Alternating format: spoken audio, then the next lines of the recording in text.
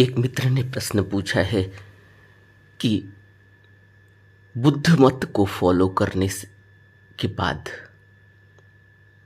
मुझे यह लगता है कि बुद्ध अक्रियावादी हैं।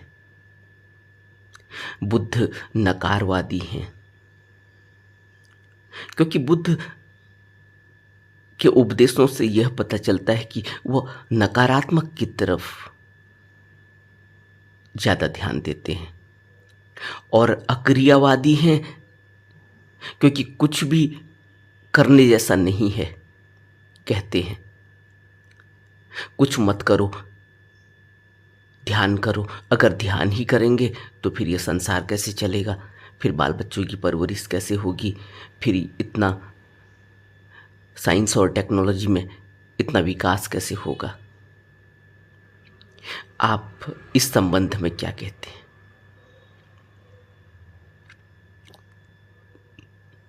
बुद्ध नकारवादी हैं, जो इन्होंने प्रश्न की शुरुआत में कहा है कि बुद्ध नकारवादी हैं, नेगेटिव बात करते हैं। बुद्ध दुख की बात करते हैं, बुद्ध मृत्यु की बात करते हैं। इसमें नकारवाद कहाँ से आ गया? अगर मैं मौत की बात करूं तो यह नेगेटिव बोलना हुआ या यह सच बोलना हुआ? अगर कोई यह समझे कि मौत की बात ही न की जाए, अगर कोई यह समझे कि दुख की बात ही न की जाए,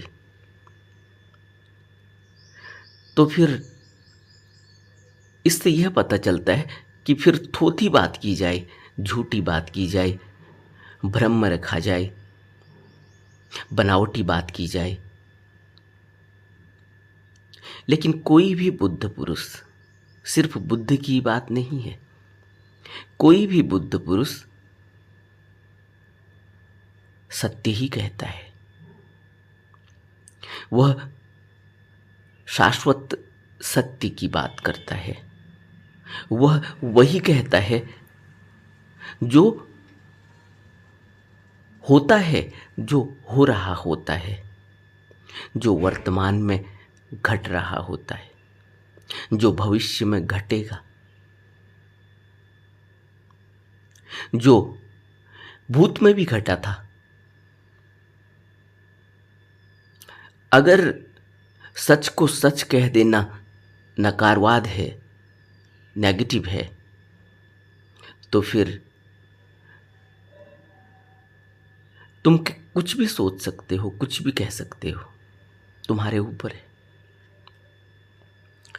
अगर किसी शराबी व्यक्ति को यह कहा जाए कि तुम शराब पीकर क्यों अपनी दुर्गति कर रहे हो,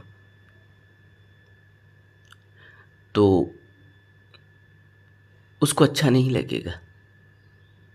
क्यों? क्योंकि वह कहता है कि मुझे शराब पीने के बाद ही तो एनर्जी मिलती है, मुझे शराब पीने के बाद ही तो मेरे मुंह से आवाज़ निकलती है, शराब पीकर ही तो मैं इतने सीना तान कर बात करता हूँ। शराब पीकर, सिगरेट पीकर, आपने देखा कोई व्यक्ति जो सिगरेट पीता है, चेन स्मोकर है, लगातार पीता है, अगर उसको न मिले थोड़ी देर सिगरेट तो वो कांपने लगता है, उसके हाथ कांपने लगते हैं, उसके मुंह से बात नहीं निकल पाती, उसका मुंह कांपने लगता है। ऑफिस में ऐसे लोग देखे होंगे जो जब सिगरेट पीते हैं तो उसके बाद उनका दिमाग चलता है, फिर वो काम पर लगते हैं, फिर थोड़ी देर में फिर सिगरेट चाहिए, फिर वह स्मोकिंग जोन में जाकर सिगरेट पीकर आते, मुंह में कुछ खुशबू वाली चीज़ डालकर लाते हैं, सौंफ डालकर लाएंगे, कुछ च्युइंगम डालकर लाएंगे, फिर बैठेंगे, फिर काम करेंगे, फिर 1 घंटे में फिर तलब लगती है, आधे घंटे में फिर तलब लगती, फिर जाएंगे, फिर सिगरेट पिएंगे। क्या हुआ? अब इस व्यक्ति को कहो कि तुम सिगरेट पी के क्यों अपनी दुर्गति कर रहे हो, तुम्हें पता ही नहीं चल रहा है कि तुम्हारे 8 घंटे 10 घंटे ऑफिस में कितनी मुश्किल से तुम काट रहे हो, इसके लिए तुम्हें कितनी मेहनत करनी पड़ रही है। तुम्हें अपने मन को, अपने दिल को किस तरह से मनाना पड़ता है, कितना तुम परेशान रहते हो, कितनी बार तुम स्मोकिंग जोन में जाकर सिगरेट पीते हो, कितनी बार तुम मुंह में कुछ सेंट वाली चीज़ डालकर मीटिंग में बैठते हो। तुम इतना परेशान क्यों हो? तुम इसको छोड़ते क्यों नहीं? तो वो कहेगा क्या तुम नकारवादी हो, तुम नेगेटिव बोल रहे हो, मैं क्यों छोड़ूं? उसी के भरोसे, उसी के बल पर तो मैं अपनी नौकरी कर पाता हूं, और तुम नेगेटिव बोल रहे हो। किसी शराबी को कहो कि तुम शराब छोड़ दो, तुम्हें कितनी दुर्गति तुम्हारी हो रही है, तुम गाली बकते हो, पूरा मोहल्ला परेशान होता है, फिर कोई तुम्हें थप्पड़ मार जाता है, फिर कोई तुम्हें गाली गलौज करता है, फिर कोई तुम्हें मोहल्ले में रोज़ तुम्हारे बाल बच्चों को इतना कुछ सहन करना पड़ रहा है, तुम इसको छोड़ते क्यों नहीं? वो कहेगा मैं इससे तो मुझे ताकत मिल रही है, इसी के बल पर तो मैं बोल रहा हूँ, और तुम मुझसे कहते हो उसको छोड़ दो, तुम नेगेटिव हो। बुद्ध मौत की बात करते हैं, मौत तो सच है, आएगी ही आएगी। अगर कोई कबूतर आंख बंद कर ले बिल्ली को देखकर और कहे कि अब मैं थोड़ी मरूंगा, मैं देख ही नहीं रहा हूं इसको, तो ये मुझे मारेगी कैसे? क्योंकि ये तो मुझे तब मारेगी ना जब मैं इसको देखूंगा, और मैंने तो आंख बंद कर ली है। मेरी तरफ से तो बिल्ली है ही नहीं, मेरी तरफ से तो अभी संसार में कुछ भी नहीं, क्योंकि मैंने तो आंख बंद कर ली, सब अंधेरा ही अंधेरा है। लेकिन हकीकत क्या है? हकीकत तो यह है कि बिल्ली सामने है और पंजे पर उसको दबोच लेगी, उसको मरना ही होगा।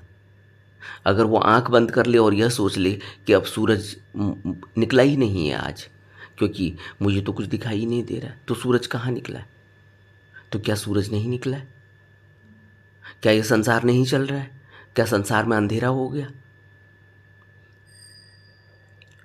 तो इस तरह से जो चीज़ हमें पसंद है और जो चीज़ हमें पसंद नहीं है वह नकारात्मक हो गई, जो चीज़ हमें पसंद है वह सकारात्मक हो गई। मौत नकारात्मक हो गई क्योंकि कौन मरना चाहता है? इसका मतलब यह नहीं कि मौत नकारात्मक हो गई मौत की बात करना।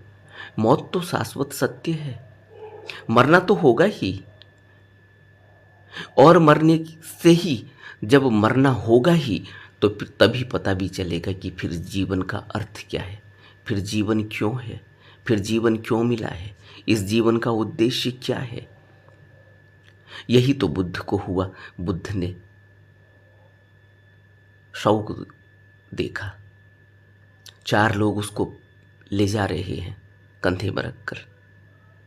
अचानक विचार उठा कि इसको क्या हो गया। फिर यह विचार उठा कि कल को मुझे भी लोग ऐसे ही ले जाएंगे, तो फिर अभी कौन है जो चल रहा है, अभी कौन है जो बोल रहा है, अभी कौन है जो विचार कर रहा है, सोच रहा है। जरूर दोनों में फर्क है। कोई है तब यह जीवन चल रहा है, कोई नहीं होगा तब यह शरीर ऐसे ही मृत हो जाएगा। तुम इसको जहां मर्जी ले जाओ, तुम इसको जहां मर्जी इसके साथ जो कुछ करो, लेकिन अब यह बोलता नहीं, अब इसकी कोई ख्वाहिश नहीं, कोई डिमांड नहीं, कोई हाँ नहीं, कोई ना नहीं, कोई नकारात्मक नहीं, कोई सकारात्मक नहीं। तो क्या है? अगर मौत की बात करना नकारात्मक है तो बुद्ध नकारवादी हैं। अगर दुख की बात करना नकारात्मक है तो बुद्ध नकारात्मक हैं, लेकिन दुख तो है ही। क्योंकि सबसे बड़ा दुख क्या है इंसान का? इंसान का सबसे बड़ा दुख क्या है? जरा सोचो, अपने बारे में सोचो, सबसे बड़ा दुख क्या है? सबसे बड़ा दुख है जो मेरे सबसे करीब है, जिसकी वजह से मेरा वजूद है, मेरी माँ, मेरा बाप, मेरा घर, मेरा परिवार, इन्हीं से मेरा वजूद है। और जब ये कल को चले जाएंगे छोड़कर मुझे, जब ये मर जाएंगे, इनको मरना ही होगा। और बुद्ध कहते हैं कि दुख है, दुख आ जाएगा फिर। क्या कोई खुश होगा जब माँ मरेगी?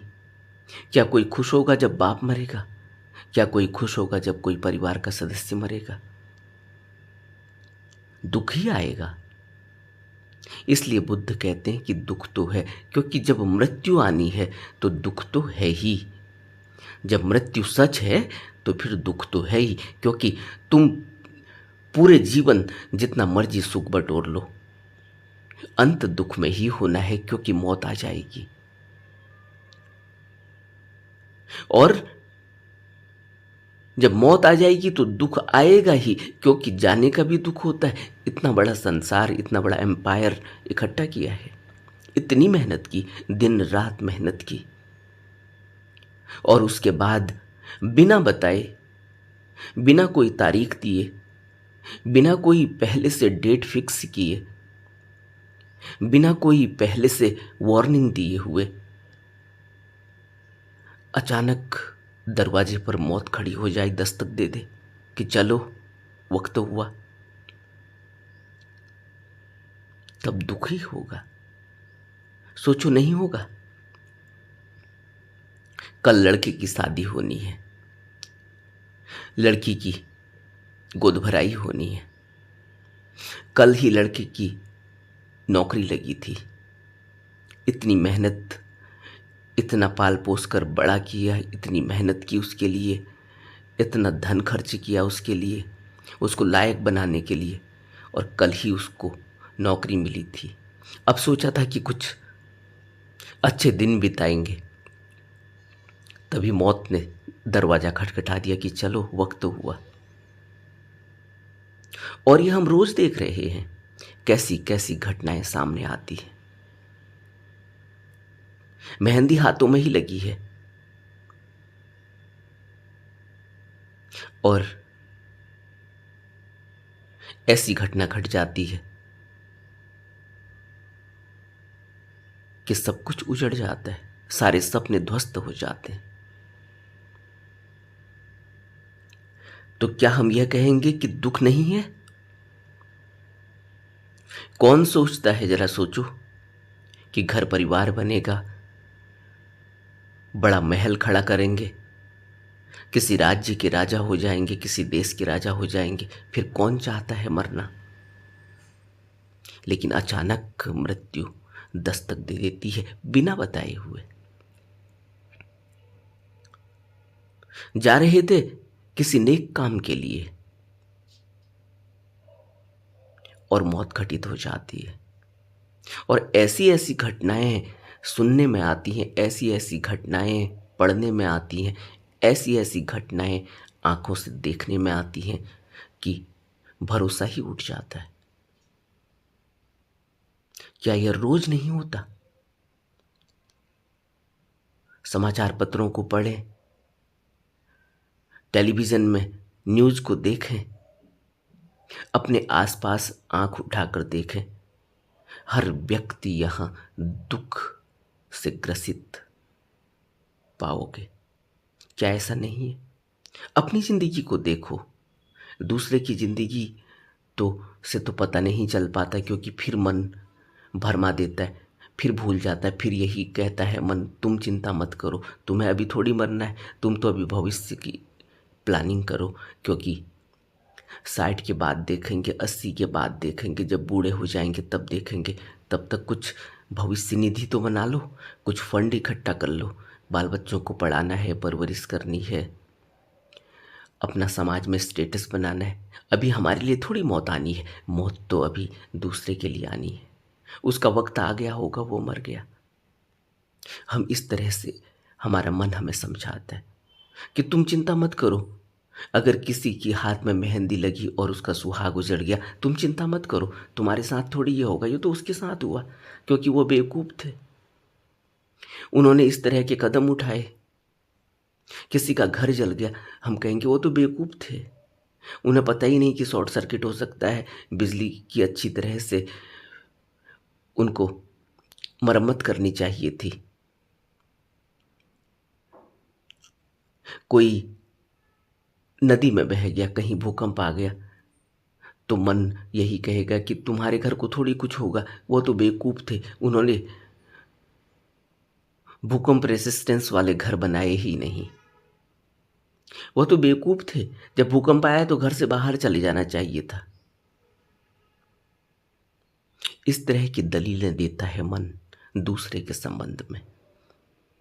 लेकिन यह पता नहीं कि कल किसी और के साथ हुआ है, आज नहीं तो कल हमारे साथ भी होगा। हम भी वो लाइन में ही खड़े हैं, किसी का नंबर पहले आ गया, किसी का नंबर बाद में आएगा, लेकिन जाना तो होगा और दुख होगा ही। जो अपने थे वह रोएंगे, उनको दुख होगा।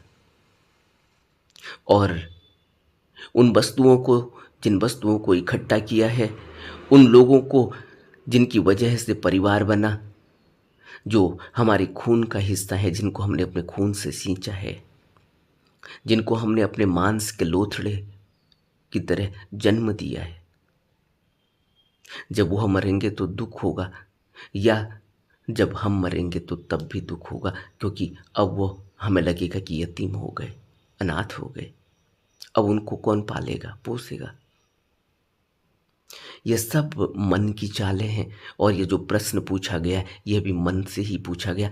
इस प्रश्न से यह पता चलता है कि अभी जीवन को देखने की दृष्टि नहीं मिली, और जीवन को देखने की दृष्टि मिल भी नहीं पाती बिना बुद्धि की शरण गए हुए, बिना किसी सतगुरु के सहारे के, बिना किसी गुरु की ओट लिए हुए जीवन दृष्टि खुलती ही नहीं। इसीलिए तो रामचरितमानस में गोस्वामी तुलसीदास कहते हैं कि सतगुर दृढ़ नाव है। सतगुर जो है वह नाव है जो हमें इस भव सागर से पार ले जाता है। और सतगुरु की महिमा करते हुए ही रामचरितमानस में गोस्वामी जी कहते हैं कि सतगुरु तो कर्णधार है, पार लगाने वाला है, और उसकी चमक, उसकी महिमा इतनी है, उसके अंदर रोशनी इतनी है कि उसके नाखून से भी सूर्य की तरह प्रकाश जगमग होता है। लेकिन हम इन ग्रंथों को पढ़ते हैं, हम कभी विचार ही नहीं कर पाते कि कितनी आवश्यकता है किसी गुरु की हमारे लिए, क्योंकि उसी से जीवन दृष्टि खुलेगी, उसी से सच का आभास होगा। हम अभी जो सच देख रहे हैं यह सच नहीं है, इसीलिए इसको मायावी संसार का, ये दिखता तो सच है लेकिन कभी भी छल देता है। इसीलिए तो बुद्धि इसको मृग मारीचिका कहते हैं कि यह दिख रहा है लेकिन है नहीं, यह दिखता है लेकिन है नहीं। इसलिए जीवन दृष्टि अगर खोलनी है, अगर आंख में वो सुरमा लगाना है जिससे आंख की रोशनी बढ़ेगी, तो फिर किसी गुरु से वो रोशनी मिल सकती है। लेकिन हम कभी विचार कर ही नहीं पाते, और बिना विचार किए हुए, क्योंकि दुनिया में यह बात प्रचलित है। बड़े बड़े फिलोसोफर, बड़े बड़े साइंटिस्ट, बड़े बड़े प्रोफेसर इस इन बातों पर न जाने कितनी किताबें लिख चुके हैं। उन्होंने यही कहा कि बुद्ध नकारवादी थे, बुद्ध शून्यवादी थे, बुद्ध अक्रियावादी थे, और खुद बुद्ध से यह प्रश्न पूछा है। जो इन्होंने प्रश्न पूछा, यह ऐसा नहीं है कि यह बुद्ध के सामने नहीं आया होगा, इनके ही दिमाग की उपज है। इससे पहले तो न जाने कितनी किताबें अब तक लिखी जा चुकी हैं, और बुद्ध के सामने, बुद्ध के जिंदा रहते रहते बुद्ध के सामने ही यह प्रश्न आया। वह भी एक घटना है जो मैं आपके सामने आपको शेयर करता हूं। बुद्ध कहीं निगंठों के संघ में गए हुए हैं। निगंठ कहते हैं जो सन्यासी हो गए हैं, उनका एक समूह है, उनको निगंठ कहा जाता था उस समय। उनका एक सेनापति है, वह भी उस मंडली में बैठा हुआ है जहाँ बुद्ध हैं, जहाँ निगंठों का पूरा समुदाय है, जहाँ चर्चा चल रही है, बुद्ध से प्रश्न पूछे जा रहे हैं, बुद्ध उनके प्रश्नों के उत्तर दे रहे हैं। वहीं उनका जो सेनापति है निगंठों का, वह भी बुद्ध के समक्ष आया, बुद्ध के दर्शन किए, बुद्ध को प्रणाम किया। तभी उसके मन में भी यह आया कि मैं भी बुद्ध से प्रश्न पूछता हूं। उसने बुद्ध के बारे में, बुद्ध के धम्म के बारे में, बुद्ध के संघ के बारे में बहुत सुना हुआ था। तो उसके अंदर एक इच्छा उठी है कि बुद्ध के दर्शन किए जाएं। उसने दर्शन किए। अब वो दूसरी इच्छा उठी है कि अब बुद्ध से प्रश्न भी पूछा जाए। तो वह बुद्ध से प्रश्न पूछता है कि आप अक्रियावाद की बात करते हैं, आप सिखाते हैं अक्रिया करना। तो जब यह सिंह सेनापति, जिसको सिंह कहा जाता है, वह सिंह सेनापति अपना दृष्टिकोण रख रहा है बुद्ध के सामने कि आप अक्रियावाद की बात करते हैं। तो बुद्ध उसको कहते हैं कि हाँ, मैं सिखाता हूं कि मन, वचन तथा कर्म से कोई भी बुराई नहीं करनी चाहिए। बुद्ध कहते हैं कि हाँ सिंह, मैं सिखाता हूं कि मन में कोई भी बुरा विचार तक नहीं आने देना चाहिए, और इस अर्थ में मैं अक्रियावादी ही हूं। आप समझ रहे हैं बुद्ध क्या कह रहे हैं? बुद्ध कह रहे हैं कि हाँ, इस अर्थ में मैं अक्रियावादी ही हूं, क्योंकि मैं सिखाता हूं कि मन, वचन तथा कर्म से कोई भी बुराई नहीं करनी चाहिए। मैं सिखाता हूं कि मन में कोई भी बुरा विचार तक नहीं आने देना चाहिए। तो इस अर्थ में मैं अक्रियावादी हूं।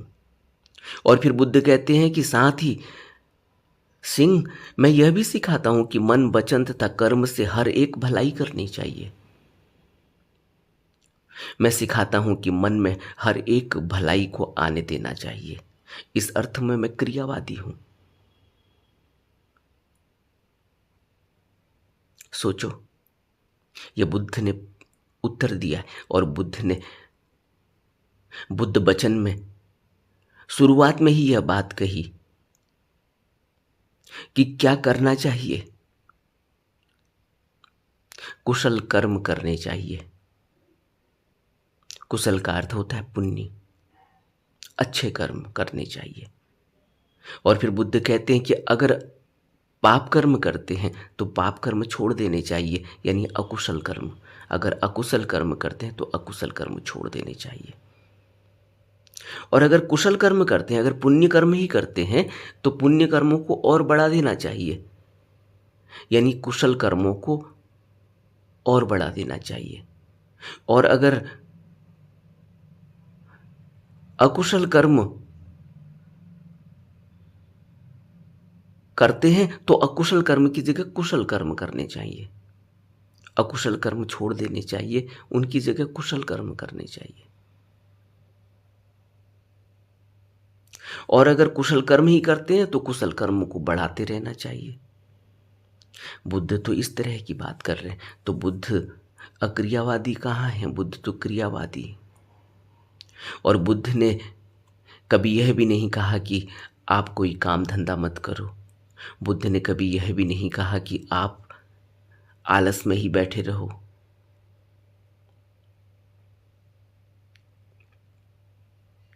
और बुद्ध आगे कहते हैं सिंह से, सेनापति से, कि मैं सिखाता हूं कि चित्त की जितनी अकुशल स्थितियां हैं, मन वचन कर्म की जितनी बुराइयां हैं, उन्हें जला देना चाहिए। जिस आदमी ने चित्त की सभी अकुशल अवस्थाओं से मोक्ष प्राप्त कर ली, जिसने सभी बुराइयों को वैसे ही उखाड़ फेंका जैसे ताड़ का पेड़ जड़ मूल से उखाड़ दिया जाता है और वो फिर नहीं उगता, उस आदमी ने आत्मदृष्टि को ही नष्ट कर दिया। बुद्ध कहते हैं आत्मदृष्टि को ही नष्ट कर दिया। आत्मदृष्टि का अर्थ होता है कि मैं भाव, मैं, मेरा, मैं राजा, मेरी प्रजा, मेरा इतना धन, इतनी संपत्ति, मेरा इतना वैभव, मेरा इतना साम्राज्य, मेरे इतने अनुयायी, ये सब मैं और मेरा, जबकि है कुछ भी नहीं। बुद्ध कहते हैं कुछ भी नहीं है। पानी के बुलबुले की तरह है जीवन, पता नहीं कब फट जाएगा। बार बार बुद्ध कहते थे पानी के बुलबुले की तरह है ये। जैसे पानी में बुलबुला उठता है, थोड़ी देर दिखता है, उसमें चमक दिखती है, उसमें रोशनी पड़ती है, सूरज की किरणें पड़ती हैं तो उसमें सतरंगी रंग दिखाई देते हैं, लेकिन वो कब फट जाएगा कोई नहीं जानता। ऐसा ही है जीवन, और इस जीवन को हम सजा रहे हैं, संवार रहे हैं, मृत्यु को भूले हुए हैं, यह आंख बंद करके कि मैं तो बिल्ली को देख ही नहीं रहा हूं, बिल्ली मुझे पंजा मारेगी कैसे, कबूतर सोचता है। अब कबूतर अगर यह सोचे कि जो लोग नकारवादी हैं, जो लोग नकार ही नकार, नकारात्मक ही सोचते हैं, वह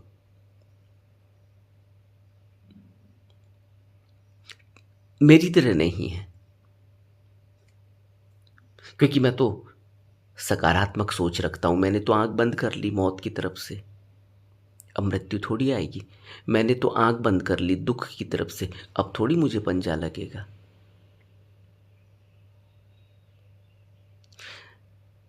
जीवन दृष्टि खुलती है जब कोई ऐसा मिलता है जो हमें सहारा दे सके, जो हमें उस मार्ग की तरफ ले जा सके जो सत्य की तरफ जाता है।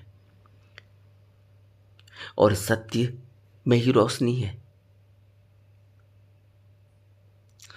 नकार में कोई रोशनी नहीं, दुख में कोई रोशनी नहीं। देखा नहीं, जब कोई व्यक्ति दुखी होता है तो कमरे के दरवाजे, कमरे की खिड़कियां बंद करके सोना चाहता है, अंधेरे में, दुख में चला गया।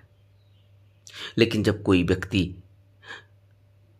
खुशी में होता है, कभी देखा नहीं जब रिजल्ट आता है तो आदमी, बच्चे कैसे खिलते हैं, खिल जाते हैं, एकदम से दौड़ लगाते हैं, लोगों को बुलाते हैं, केक काटते हैं, पार्टी करते हैं, अपनी खुशी को बांट देना चाहते हैं, अपनी खुशी का इजहार कर देना चाहते हैं। इसी तरह से जब कोई व्यक्ति को सच का पता चलता है तो उसके अंदर भी इसी तरह की खुशी और रोशनी आ जाती है। इसलिए बुद्ध कहते हैं कि तुम सच को समझो। इसलिए बुद्ध कहते हैं कि दुख को समझो, दुख आर्य सत्य है। शायद मेरी बात आपको समझ में आ गई होगी। नमो बुद्धाय।